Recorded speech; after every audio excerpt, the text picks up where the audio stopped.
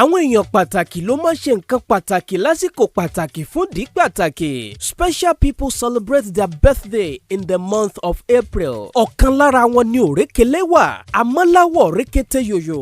ẹni tọkùnrin wò lẹ́mẹ̀ẹ́ 16 kò tó ṣẹ́jú. adánláwọ̀ tòmí alàgbà bí ẹ̀ lọ lẹ̀kẹ̀ yùgbàyùgbà. Olufunke Ogunbamerun Sugar Girl ń ṣọjọ́ bí ẹ jẹ́ ká bá yọ̀. You are the son of this day. Congratulations. Happy birthday to you. You are the son of this day. Congratulations. Happy birthday to you. Say happy birthday to you. Happy birthday to you.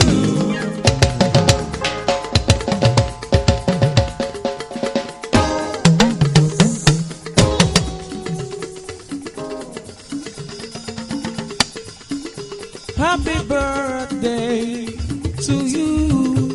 Happy birthday to you.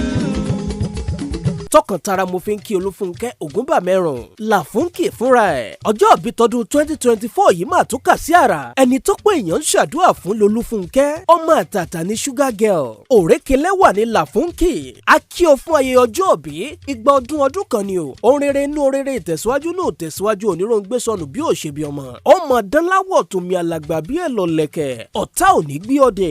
gbogbo ẹni bá ronú ibi sí ọ. Olúfunke má bínú wọn ibi ó mọ bá wọn ni. torí wọ́n ti jorógbó kó o lè gbó kákáká ó jọ gẹ̀dẹ̀ ó jẹ kúkú ǹdùkú olóhùn àrèrè ojú oró ní lékè omi òṣìbàtà ní lékè odò ó máa lékè àwọn ọ̀tá rẹ̀ ṣáàní gbọgbọgbọ lọ́wọ́ yọjọrí ó máa yọ láàrin àwọn tó kù ọmọ wọn nílùú tuntun níkàlẹ̀ ó yá jẹ́ ìrìnlẹ̀ àwọn bàbá rẹ̀ ọmọ agbágo lílá mẹ́mú ọmọ agbélúlé mojoojúmọ́ gbálẹ̀ ìlú ọmọ olúṣu títa bùdèbùdè ògbówó okùn lóbìnrin ọmọ dùdúyè gbéni jẹ ọmọ olójúde lúlá ọmọ alómi ńlẹ́bí ìrèké ọmọ alágbẹ̀dẹ ijó alágbẹ̀dẹ ò bá rọ́wọ́ mọ́ tọlọ́kọ́ taládàá ló máa yọ̀ lọ́nà oko ó yá ọmọ wọn níkàlẹ̀ ọmọ ẹkùn gbìmù ọmọ ẹkùn yóò jólúko ọmọ ẹkùn yóò kojú ọdán ọmọ ògbó ẹkùn yọrí ìpọ́jú ọmọ òjì gìrìgìrì ọmọ ẹlẹ́lẹ̀ yéèjì péré lẹ́rú ọwá ọmọ olóbì kókó gbáko ńlẹ́ ọmọ ìkálẹ̀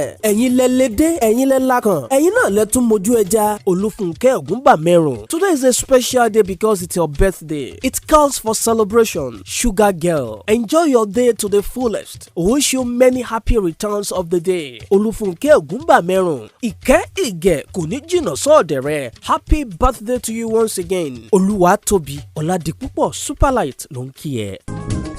You are the son of this day. Congratulations. Happy birthday to you. You are the son of this day. Congratulations.